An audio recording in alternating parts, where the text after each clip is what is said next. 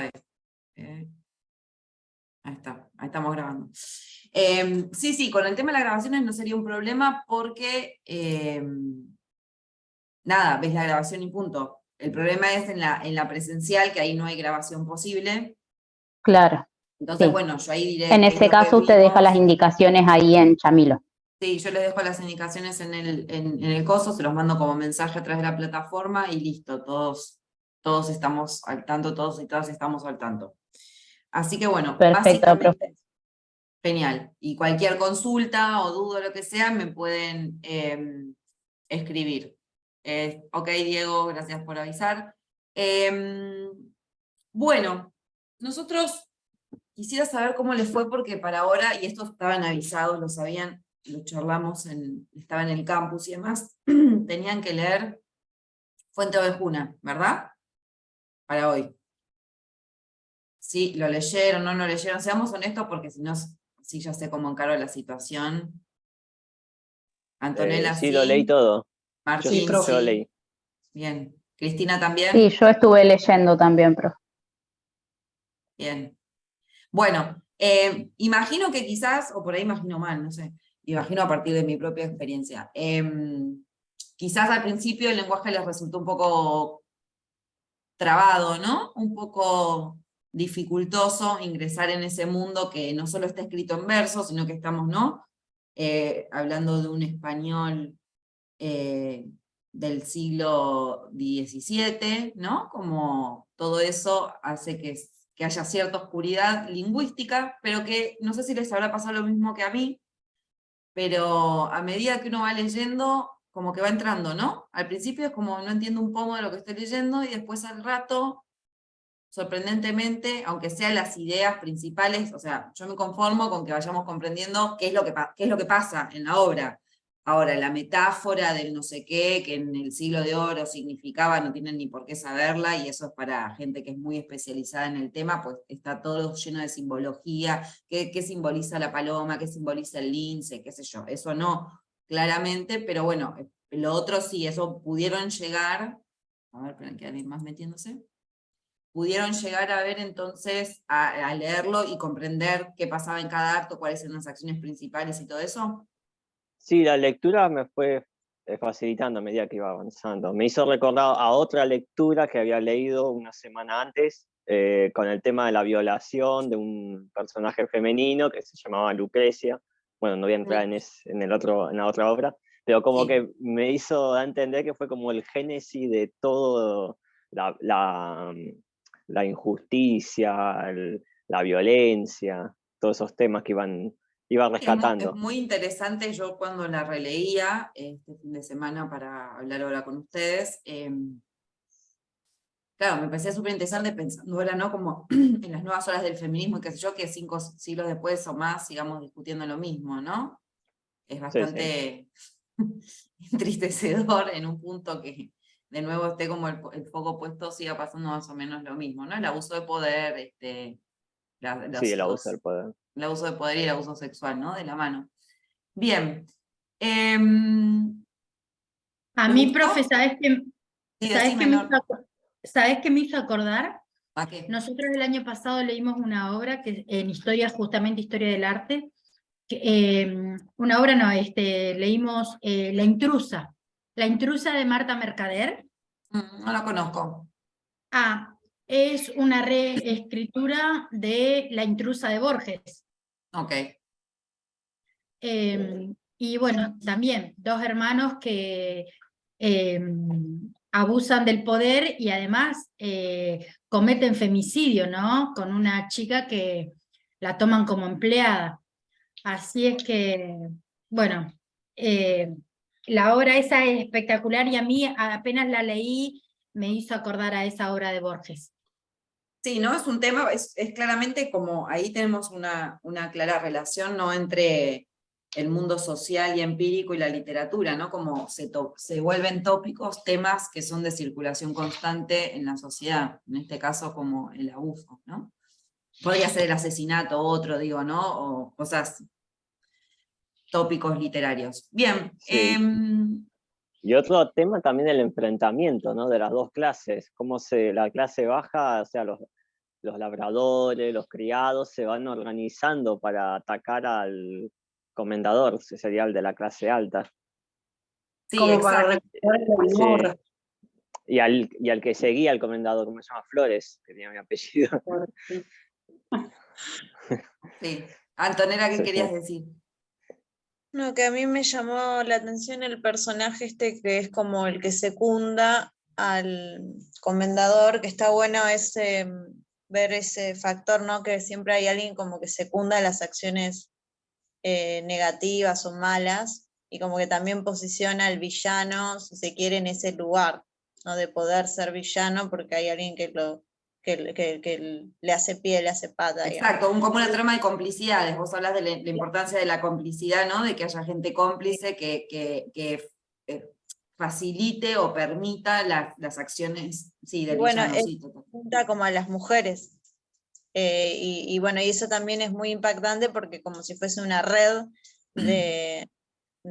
¿no? Y eso me llamó la atención. Después, bueno, el final me hizo acordar un poco esto de qué tan bueno es o no tomar justicia por mano propia. Me hizo acordar a un cuento que comenté una vez en clase que, bueno, trata nada, de una mujer que estaba robando un supermercado y viene un policía y le dispara, y la mujer esta que estaba robando ya había bajado todo y habían llegado a un acuerdo, pero él hizo justicia por mano propia, un poco, no tanto por el hecho de... Y nada, y la mató y no tenía por qué. Pero bueno, en este caso funciona bien porque nada, lo que funciona bien, no sé si funciona bien porque lo mataron, pero era positivo, ¿no? ¿Qué estoy diciendo? Era positivo porque en realidad da a entender como que se cae este villano en Sí, particular. me parece que ahí, respecto a lo que vos estás diciendo, que es un tema súper interesante y que además, como que va, en mi opinión, uno no sé si es tan fácil decir, bueno, la justicia por mano propia sí o no, qué sé yo, digo, una cosa es alguien que está robando 3 estupideces en un supermercado, ¿no? El precio de la vida con, no sé, un paquete de arroz, y otra cosa es un señor que está en una situación de poder y que se la pasa vejando y violando, ¿no? Mujeres y que no pareciera tener... Una cosa es, ¿no? Digo, como eso también es algo que se ha discutido desde siempre, ¿no? Como la idea está, bueno, una cosa es que vos estés afanando comida por necesidad en un punto, y otra cosa es lo otro. U otra cosa es un banquero que ya es mega millonario y encima sigue defraudando, ¿no? Digo, mi opinión es que no es lo mismo, digo, soy mucho más benevolente con alguien que se está afanando comida porque no tiene un mango que con alguien así, pero digo, son opiniones. Sí, eso también es muy interesante. Me pareció muy interesante también, sí, Diego. Hola, ¿qué tal? Mira, a Hola, mí Diego. lo que me llamó la atención y que nunca había visto por ahí, qué sé yo, me faltaría leer otras obras también, esto de que un personaje mencione los estatutos medievales que había en esa sociedad. Por ejemplo, el personaje cuando le saca la ballesta a este comendador, él dice que prefiere estar en su estado, ¿no? Y eso se refiere a los estados de elaborador, orador y velator, ¿no? Por lo menos la primera vez que encuentro un texto que un personaje medieval, bueno, basado en un personaje medieval, justamente mencione esto de los estatutos o estados sociales que había en esa época, diciendo, bueno, ¿Por yo... qué te parece, por qué te parece que Lope, porque eso imagínate que Lope habíamos dicho, o no, lo habíamos dicho en la clase presencial que ustedes no estaban, ¿no? Pero habíamos dicho que la obra se sitúa en el siglo XV, pero fue escrita en el siglo XVII. O sea que en el momento de la escritura de Lope, eso ya no era así, o no era tan así. Claro, ¿Por qué cuando o él sea, escribió, o sea, él sí. está basado en lo que es la época medieval, porque todavía está está casi cayendo el medioevo, ¿no? Porque está Sí, ahí ya estamos renacimiento barroco, ¿no? Como están pasando otras cosas más interesantes. claro, Digo, pues siempre se sitúa la caída de, por ejemplo, la caída de Constantinopla y el descubrimiento de América se sitúan como el fin del medioevo, digamos. exacto. Y ahí está justito ahí en el medio, pero bueno. Yo creo que mi interpretación de eso me parece que es multicausal. Primero, la incorporación de eso es para darle fidelidad histórica. Digo, él va a escribir sobre algo que sucedió 2 siglos atrás, entonces tiene que remarcar como que esa sociedad era distinta a la actual. Pero en ese Claro. remarcar y que sea verosímil o fidedigno históricamente, me parece que también es un mensaje como a los lectores actuales del momento de la escritura de la época de Lope, ¿no? Si lo pensamos también en relación con cuál es la posición que ocupa la monarquía en la obra, ¿no? Especialmente los reyes católicos, porque ahí también hay un encumbramiento, ¿no? De la figura de los reyes, que es muy interesante. Y de hecho hay uno de los textos que ahora les voy a preguntar, no sé si lo habían leído, que era para la clase anterior incluso, que discute un poco esto de si Lope de Vega, su escritura, sobre todo en Fuente de Juna, era reaccionario o revolucionario, ¿no? Porque se pueden hacer varias lecturas, sobre todo desde donde lo estamos leyendo nosotros ahora, ¿no? Claramente. Tengo manos levantadas, Anto, sí. Sí, que porque yo cuando leí como que vos en la trama como que te distraes en lo que te parece como más divertido, más funcional, pero claro, a grandes rasgos la situación estaba entre esta Juana y la otra, que se disputaban, no me acuerdo el nombre de la otra, pero una era Juana. ¿Juana? Juana, pues. ¿Laurencia? ¿De quién? No, creo que me fui al otro texto. No dije nada, no dije nada. Te fuiste, no, Juana no recuerdo en Fuente de Juna, y eso que lo leí, o sea, yo tengo Alzheimer y me olvido de todos los 5 minutos, pero lo leí hace 2 Atención, días. no, de España, era que se disputaban Ah, el trono 2 mujeres, que era Juana. Marisa por ahí va a decir algo que me ayude, a ver. No, perdón, no de Juana, quería, perdón. Hola, profe, hola a todos, buenas tardes. Nada, quería hacer un comentario después de Anto. Perdón. Bueno, ahí está, ahí leí Juana un nombre. Entre Isabel la Juana, Católica. sí, ahí, claro, Gracias. Juana Isabel. Eso, bueno, Juan, Mm. eso me hizo acordar. Y después, profe, hay otro personaje que también me llama la atención, que es como el que defiende a las mujeres, uno de los trabajadores de ahí.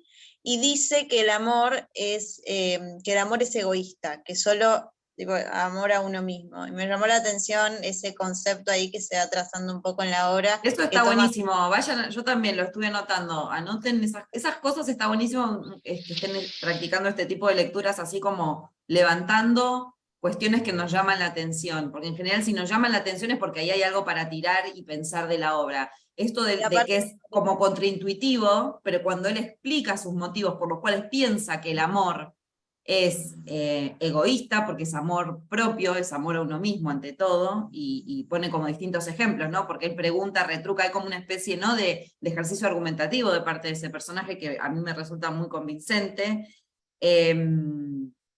Y es algo que filosóficamente durante siglos se habla de eso, ¿no? Como las personas que realizan acciones bondadosas, ¿las realizan para ayudar a otros o las realizan también porque se sienten bien consigo mismas cuando realizan acciones? No sé, Sábato ha escrito sobre esto, ¿no? Digo, como es una preocupación constante que uno, bueno, también uno dice, bueno, yo estoy haciendo esto para ayudar a alguien porque solo por el hecho de ayudar o porque me siento mejor persona. Porque se siente identificado. Dicen que Él quien no dice ayuda- eso. Yo no me No. siento identificada. Si voy a ayudar, no sé, a un familiar que está enfermo y internado y me quedo haciéndole, yo no me siento identificada con esa situación. Voy, no duermo toda la noche en el hospital, la paso mal, digo, no es un buen momento para mí. Digo, lo hago para ayudar al otro, pero también no me hace eso a mí sentir bien conmigo misma. Sí. Mejor que no Dicen que quien hacerlo. ayuda sana su propio dolor. ¿Cómo?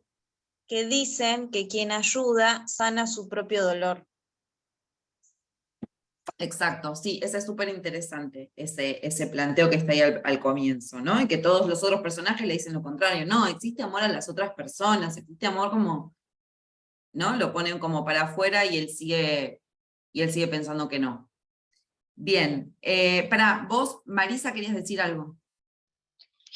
Sí, profe. A mí me llamó la atención que si bien el Lope de Vega hace como un reclamo ante el poder político, pero no va más allá. Me hubiera gustado porque a los reyes son los dioses que perdonan y vienen a ordenar todo. Son los que dan el perdón. O sea, es como una revolución, pero hasta ahí. Ojo hasta dónde vas. Y sí, pero Me- eso está bien lo que decís, y eso ahora lo podemos hablar un poco más en relación a esto que yo tengo acá anotado en los textos que me gustaría comentar con ustedes, pero hay que pensar también las condiciones de posibilidad. Y en ese momento, bueno, ¿cuáles son las condiciones de posibilidad de imaginar una revolución? Digo, nos faltan muchos siglos, no sé, para un Che Guevara. Digo, Sí, el reinado no va a estar puesto, digo, de hecho tienen reyes hasta el día de hoy, los españoles. Sí. Ustedes vieron el papelón que son esos reyes, o sea, Y el rey lo tuvieron están que súper sacar. sí, súper contentos con los reyes. Bueno, ahora tuvimos la coronación, estuvo la coronación esta de Carlos, digo, Ay. ahí hay algo que a nosotros, digo yo, ¿no? Gracias a Dios se nos escapa absolutamente, que es como esa cuestión con los reyes, que los mantienen con los impuestos, o sea, es todo para mí ridiculísimo. En España creo que es peor todavía, porque es un país más pobre que Inglaterra, porque el rey Felipe lo tuvieron que echar porque había hecho barbaridades con dinero, había, ¿no?, hecho un desfalco, lo mandaron no me acuerdo qué paisito de América Central, un lugar medio paradisíaco de playa, porque era un desastre el chabón lo que hacía, y ahora quiere volver, y volvió, y no le importa nada, digo, o sea, imagínate esto en el siglo Sí, sí, igual XV. para la época es una cosa, es algo innovador y nada, y la voz que se le da a las mujeres. No, me encantó Sí, ese monólogo de de Laurence, Laurencia. es Ay, espectacular, ese monólogo es no, sí, espectacular, sí, quería sí. aplaudirla, Está quería buenísimo, y además aplaudirla. ella llega como recién violentada, ¿no? Que Claro, dice ahí que está como que nadie la reconoce de todo lo que le había pasado, y los arenga, y les da con todo, porque les dice, bueno, ustedes hablan que son hombres de honor y que no son cobardes, sino que son una manga de cobardes. Es espectacular, sí, a mí también me gustó mucho ese sí, monólogo. sí, sí.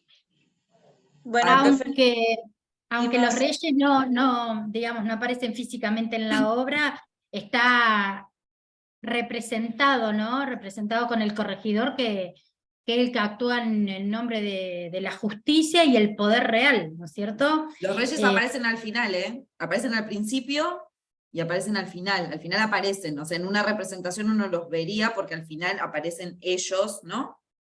Que además hay que claro, pensar eso, ¿dónde aparecen? Son como una figura, es muy interesante lo que vos decís, no me lo tomo en el sentido de pensar esta idea, a ver, en ese momento la idea era como que los reyes recibían su poderío de Dios, ¿no? Eran como elegidos divinamente, no era, había una cuestión de sangre, pero justamente era como un linaje elegido por Dios, y eso habla como de una trascendencia y de algo del plano que no tanto tiene que ver con lo material en el sentido de que no es visible y no es palpable, tiene algo que ver con un depósito de creencia y de fe, y es muy interesante cómo esas figuras solamente terminan como apareciendo fuertemente en el final de la obra, pero sin embargo son las que regularon las acciones de todos en la obra, ¿no? Como desde el Exactamente, como ocultamiento si o fuera lo que no Dios, está, sin embargo, irradia exactamente. un poder, ¿no?, que estructura todo. Sí, perdón, Marisa.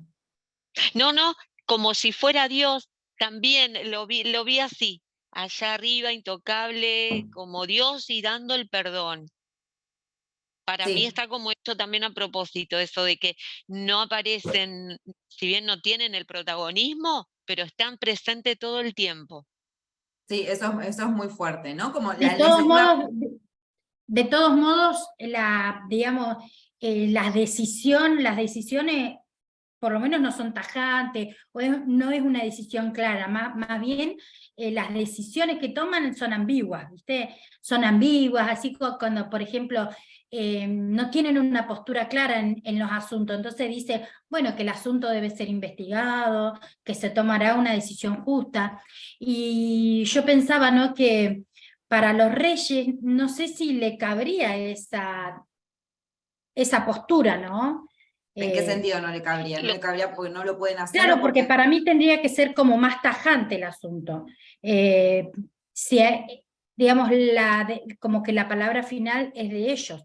Y en cambio, acá lo deja como una nebulosa, ¿no es cierto? Él dice, estoy leyendo, te estoy buscando la cita, el rey en Sí. su último parlamento dice, y por fuerza ha de perdonarse. Ya está. El rey ahí es claro, o sea, obviamente es el rey, no va a ponerse a vociferar cualquier cosa, pero dice claramente, bueno, hay que investigar lo que pasó, no sé qué, pero por fuerza esto debe perdonarse. Lo entiende perfectamente. ¿Sí? Lo dice medidamente, con mesura, como le quieras decir, pero él lo dice. Y por eso la obra termina, ¿no? Con la palabra, bueno, con Fuente Ovejuna, que ahora vamos a ver, es un poco de qué se trata. Si les parece, estoy muy contenta porque participan un montón y eso me hace muy feliz, porque si no, estar afuera. Muchas Lo gracias que por su pasa es que Fuente Ovejuna participación. tiene de todo tipo de temas. Uno sale como muchi- así, ¿no? De leer Fuente Claro, Ovejuna. claro, Bueno, eso lo no es del hermoso, honor, o el sea, amor. escrito hace 5 siglos y nos sigue interpelando, ¿no? Como, está Sí, buenísimo. y en el Sí, texto ese que profe, había que leer tiene todas las miradas por donde fue claro. pasando la obra también. Sí, Sí. eso estuvo bueno. Porque según la época y según quién La analiza evolución de la también. crítica. Claro. Sí, yo quería Sí, empezar sí, con sí, sí. eso ahora, si les parece, hacer como un breve repaso para, no sé, porque no creo que todos o todas hayan leído, me gustaría hacer como un breve repaso para posicionarnos desde estos planteos de la crítica que traje, y después seguir pensándolos en relación ya más precisamente con la obra y con estos temas que ustedes están trayendo. A ver, espera, Diego está hablando, y que el rey escuchó a las personas y les hizo caso. Sí, bueno, ahora vamos a ver también esto, cuáles son ciertos planteos de la crítica al respecto. Yo les había dejado por mensaje, les había pasado 3 textos que había que leer en relación con Fuente Ovejuna, como una especie de entrada, ¿no? Vieron que son textos más bien generales, no son textos, los que los hayan leído se habrán dado cuenta, no son textos bastante como generales, no son de un análisis muy pormenorizado. Uno es Evolución de la crítica en Fuente Ovejuna, porque también quiero que pensemos un poco el rol de la crítica. El otro era en torno a Fuente Ovejuna y su personaje colectivo, que es como uno de los grandes temas de análisis que tiene esta obra, y el de Lope de Vega, reaccionario o revolucionario. Yo esto lo hablé con la gente que tuve la semana pasada en Historia del Arte, pero no son los mismos, entonces repito un par de cuestiones. Mi forma siempre como de estudiante, incluso para preparar las clases para ustedes, yo hago fichas bibliográficas, ¿no? Es decir, cada texto que leo, no la literatura, digo, la bibliografía crítico-teórica que acompañan nuestras lecturas y que en un punto las acomodan, les dan una base argumentativa. Es muy importante, sobre todo para cuando tengan que estudiar para hacer una presentación, un examen, lo que sea, el uso de las fichas a mí me ha resultado mucho en la carrera. Yo en las fichas, en el Drive, después les voy a mostrar que puse un Drive donde ir a poner todos los textos en el Drive, porque si no es insoportable. Chamilo, a mí no me está resultando muy cómodo, prefiero que tengamos un Drive al que ustedes se meten y ahí tienen todo y no andar, porque a veces tarda Chamilo, da vueltas, qué sé yo.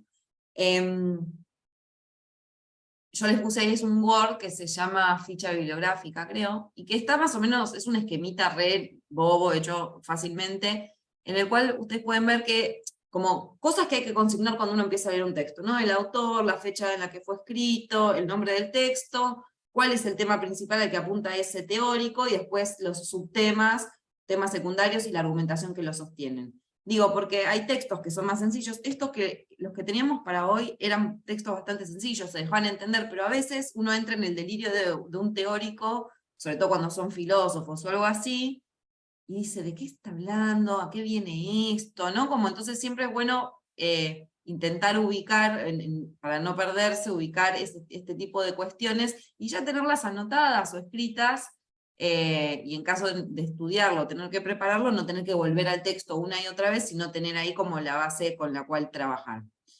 Eso era un pequeño cosita que les tenía que decir. En Evolución de la crítica en Fuente Ovejuna, el autor plantea, o sea, empieza planteando la discusión entre forma y fondo, ¿no? O forma y contenido. ¿Ustedes ya tuvieron teoría literaria? No, No, todavía no. Esa es mi especialidad y ojalá les encante. La discusión entre forma y fondo viene desde siempre, desde la historia de la literatura, del análisis de la literatura en un punto, y creo que es bastante transparente, ¿no? Nosotros decimos más forma y contenido más que forma y fondo, pero bueno, el contenido nos damos cuenta lo que es el contenido que tiene, cuántos personajes tiene, qué hacen, no sé qué, lo más argumental. Y la forma sería como el estudio de cómo está construida una obra literaria, ¿no? Cómo está construida Fuente Ovejuna en sí misma, y ahí es donde se ven lo que se llaman los procedimientos que realizan los autores, que son procedimientos literarios, y que en general eso es lo que prima en la teoría literaria de nuestra época, ¿sí? Nosotros, y el siglo pasado también, se ha estudiado más que nada, y se le da más valor a un análisis que tiene que ver con la forma y no tanto con el contenido, porque el contenido sería como un primer momento, como cuando uno lee en el secundario, ¿no? Bueno, el libro trata sobre esto, hay un personaje que hace tal cosa, van para acá, van para allá, ¿no? Se pelean, vuelven, no sé qué, eso sería el contenido. En cambio la forma en la que eso está narrado, y la forma ubica muchas cuestiones, desde de qué género estamos hablando, si es una novela, una obra de teatro, un cuento, lo que sea, a cómo está estructurado internamente esa novela en particular, ese cuento en particular, qué tipo de narradores aparecen, o uno solo, cuál es la perspectiva desde la que está narrado, si hay un relato enmarcado o no lo hay, si el lenguaje tiene alguna particularidad, bueno, hay un abuso de las subordinadas que dificultan la lectura, claramente hecho a propósito, no sé, estoy pensando en Faulkner, por ejemplo, que tiene oraciones que duran 2 páginas enteras y uno ya no sabe, y no es que Faulkner escribía mal, sino que lo hacía a propósito. Digo, todas esas cuestiones son las que tienen que ver con la forma. Entonces nosotros siempre estará bueno que, además de hablar de los temas que aparezcan y qué sé yo, el estudio de la forma en realidad es uno que presupone un nivel de análisis como un poco más detallado, un poco más profesional en un punto, porque ustedes son profesionales o futuros profesionales, ¿no? de la literatura y de la lengua. ¿Se entiende más o menos para dónde voy con eso? Cuando tengan teoría literaria seguramente van a ver a los formalistas rusos, que son los que a comienzos del siglo XX sentaron las bases para todo esto, para un estudio de la teoría literaria desde un punto de vista mucho más científico, que tiene que ver con esto, e inmanentista es la palabra. Inmanente significa estudiar la obra en sí mismo, porque antes lo que se daba, siglo XIX y para atrás, lo que se daba principalmente era estudiar la obra en relación a la historia, como una especie de historia de la literatura, y en las obras ver qué había de la historia en la literatura, y en relación con el autor. Es decir, bueno, no, pero el autor era de ascendencia africana, y entonces el tema del racismo se puede ver en toda la obra como cosas medio psicologistas, sino como, bueno, era medio depresivo, y entonces podemos ver en sus personajes o en sus obras, que eso ahora es como, no se hace bajo ningún punto de vista, porque bueno, todo el siglo XX se trató de definir o de diferenciar entre el autor empírico de un texto, Lope de Vega, por ejemplo, y la obra, que es otra cosa, y que no hay que leer nunca las obras literarias en clave biográfica. Esto se está por cortar, cortemos y nos volvemos a meter a este link, ¿sí? Ok.